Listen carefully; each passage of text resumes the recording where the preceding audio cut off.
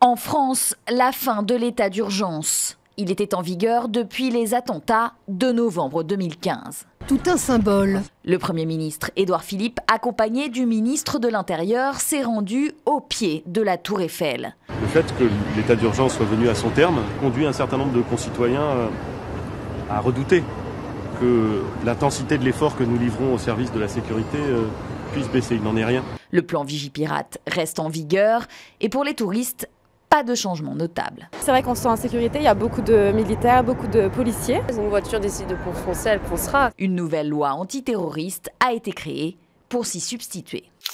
Passation de pouvoir en Suisse.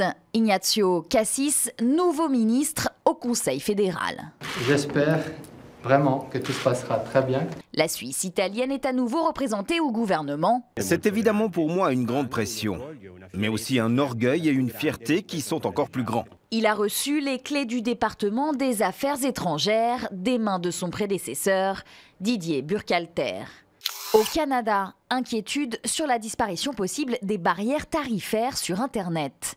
Exemple, à Odensburg, côté américain. Beaucoup de commerçants doivent leur survie à la proximité de la frontière. Presque tous ses clients sont canadiens.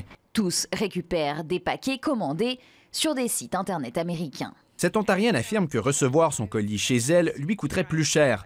Car au Canada, les frais de douane et taxes sont exigés pour un achat de plus de 20 $ sur le web.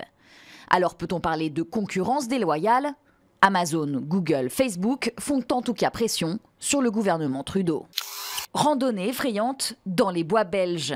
Cris et frissons garantis, c'est bel et bien Halloween. Pas étonnant que les enfants de moins de 12 ans non accompagnés soient interdits ici. C'est surprenant, c'est bien fait, ça fait peur. Des clowns, des sorcières et autres monstres sur un parcours de 1,5 km au prix de grosses frayeurs. Allez!